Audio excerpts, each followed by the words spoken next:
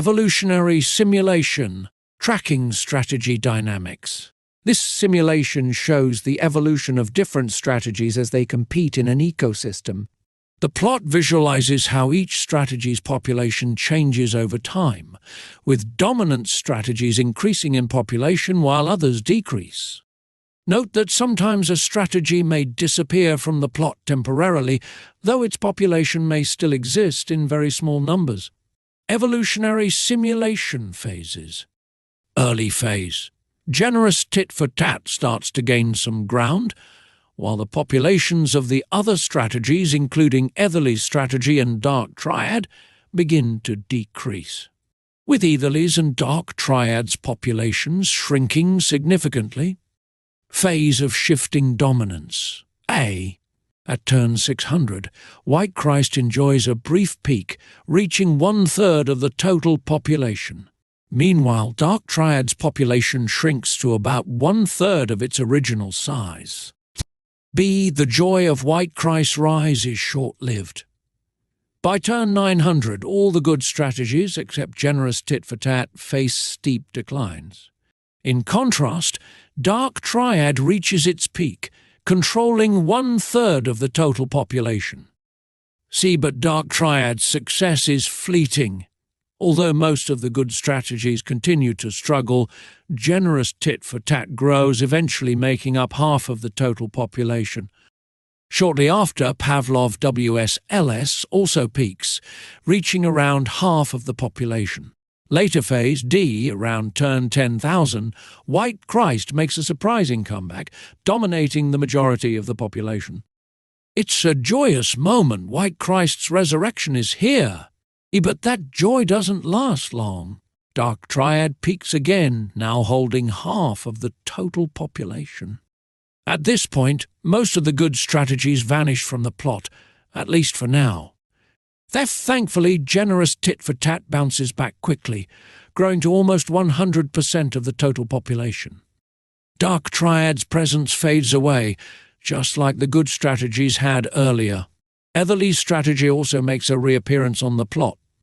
By turn 15,000, Eatherley's strategy and Generous Tit-for-Tat dominate nearly the entire population, with Pavlov WSLS as making a return as well. During this phase, Generous Tit-for-Tat dominates overall, briefly holding nearly 100% of the population and maintaining the largest share throughout this period. Apparent final phase. From turn 15,000 onwards, Pavlov WSLS takes over and is the only strategy visible on the plot. Likely final phase, lasting 97% of the total simulation time. At turn 30,000, White Christ makes its grand resurrection, reappearing and steadily dominating the entire population. White Christ maintains this dominance for the remaining 97% of the simulation time, right up until turn 1,000,000. Here are clear, informative texts explaining each strategy, along with insights on what we can learn from each. White Christ. Special features. White Christ incorporates the strengths of other good strategies, such as forgiveness, adaptability, and a focus on recent actions. Inspired by a wise thinker whom Oscar Wilde referred to as the White Christ, as well as strategies from Axelrod's second tournament, such as White and Champion, White Christ is flexible, adjusting its behavior based on the opponent's most recent actions. However, it never adapts its core strategy. Forgiveness and trust-building remain central.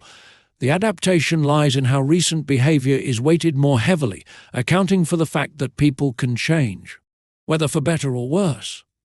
What we can learn, White Christ teaches us that long-term success comes from maintaining forgiveness and trust, but also from staying aware of recent behavior. It's not about abandoning core values, but about recognizing that people can change and adjusting accordingly to stay resilient in various situations. Generous Tit-for-Tat GTFT. Special features. GTFT is a cooperative strategy that mimics the opponent's previous move but includes forgiveness. Unlike the classic tit-for-tat, it sometimes forgives defections, preventing it from getting stuck in endless retaliation cycles. This makes it particularly powerful in noisy environments where errors are common. What we can learn, GTFT shows us that forgiveness is key to avoiding destructive cycles of revenge.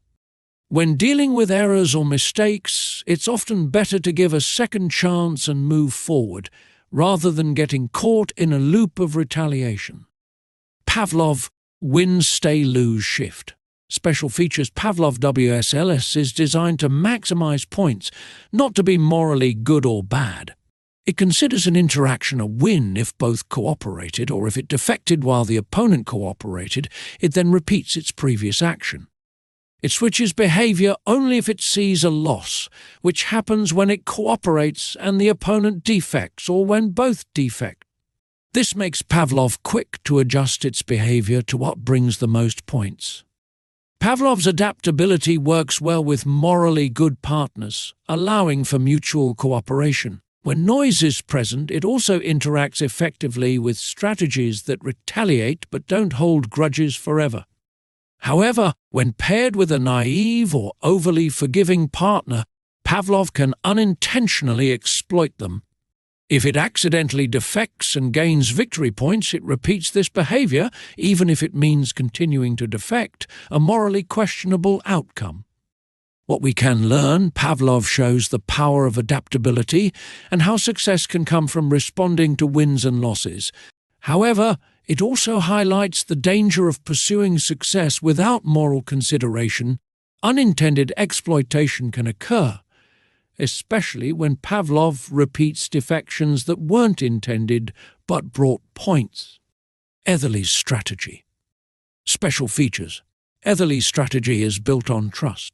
It adjusts its level of forgiveness based on the opponent's overall trustworthiness.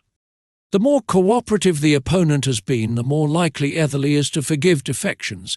However, if trust is broken repeatedly, Eatherley becomes more cautious, making it a slow but reliable strategy for long-term interactions. What we can learn, Eatherley's strategy teaches us the importance of matching forgiveness with trustworthiness. It's about being open to cooperation but cautious enough to avoid being taken advantage of. This balance is key in building sustainable partnerships. Dark Triad. Special features. Dark Triad starts by pretending to be a cooperative partner, building trust early on. However, once it senses that betrayal will be successful, it betrays its opponent to maximize its gain.